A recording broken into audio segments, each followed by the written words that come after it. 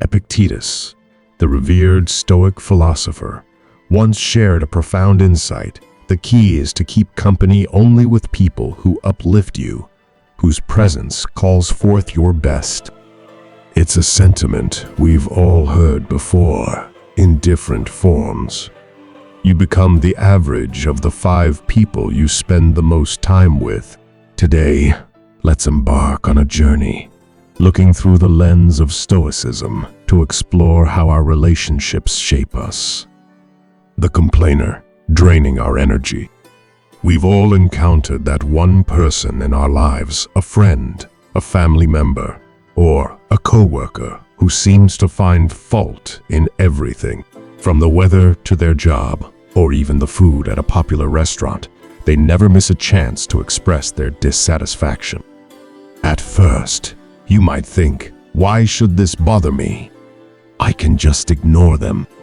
But as time goes on, you realize that constant exposure to negativity slowly drains your emotional energy.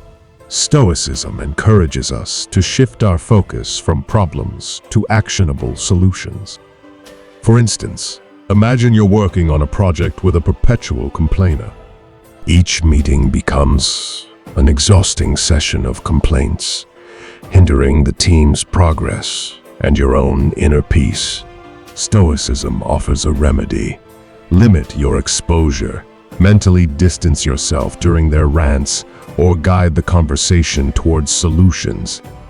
As Marcus Aurelius wisely said, you have power over your mind, not outside events. This timeless wisdom reminds us to protect our mental peace vigilantly, ensuring that chronic complainers don't derail our path to resilience and virtue. The drama magnet, navigating stormy waters. Picture your life as a ship sailing through calm waters, following a well-charted course. Then, you encounter the drama magnet, a person perpetually embroiled in crises, conflicts, and controversies. Their chaotic energy might initially seem exciting, but soon you find yourself navigating stormy seas, exhausted and disoriented. Dealing with drama magnets can be challenging because their crises often become your own. Stoicism offers a practical approach, reflective listening and selective unavailability. Instead of offering advice or taking sides, mirror their words back to them to provide emotional support without getting ensnared in the drama. Alternatively, become selectively unavailable, protecting your precious time for personal growth and focusing on the present moment, as Seneca suggests. The naysayer, defying doubt. We all know the naysayer, the one who questions your every move and casts doubt on your aspirations. Instead of constructive criticism, they bring a persistent aura of negativity. When you're excited about a new venture, they're quick to list all the reasons it won't work. Dealing with naysayers can be challenging, especially if they're close to you. One unconventional approach is to ask for their advice. By putting them in an advisory role, you might receive more constructive feedback. Alternatively, engage in positive confrontation, challenging them to think of solutions rather than dwelling on problems. Listening doesn't mean absorbing all negativity. It means discerning valuable input from mere noise. The victim, breaking free from helplessness.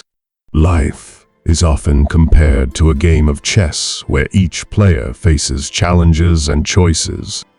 The victim, however, sees themselves perpetually in checkmate, attributing their struggles to external forces rather than their choices. While some face genuine hardships, the victim uses their predicament as a permanent excuse, refusing to take responsibility for their actions. If you encounter a victim, resist the urge to become their savior. Offer empathy and kindness, but don't rescue them from situations they should navigate themselves. As Epictetus wisely noted, the best revenge is to be unlike him who performed the injustice. Your life's journey, your storyline, should always be guided by your values and decisions. The toxic positivist, embracing life's complexity. The toxic positivist is the eternal optimist, urging you to just be happy even during difficult times. While their positivity is uplifting, it can feel dismissive and alienating when you're going through a tough period. To navigate this, engage them in discussions that embrace both light and shadow. Acknowledge your nuanced feelings, and remember that Stoicism is about embracing life's complexity with equanimity. Your emotional spectrum is a rich tapestry that deserves recognition. The manipulator, guarding your script. Imagine your life as a movie script, with you as the protagonist. Then, the manipulator enters the scene, subtly rewriting your story to benefit themselves. They might use flattery, guilt, or deceit to steer you in their direction. Countering a manipulator can be challenging. Fucking, where you agree with any truth in their statements but refuse emotional coercion, can be effective. Set clear boundaries and enforce them. Remember, your storyline is yours to write, guided by your values and decisions. The time vampire, safeguarding your symphony. Your daily routine is like a carefully crafted symphony, with each task creating a harmonious balance. Then, the time vampire arrives, disrupting your melody and turning your composition into discordant noise. Protect your time with techniques like the Pomodoro technique, or simply saying no when social time vampires intrude.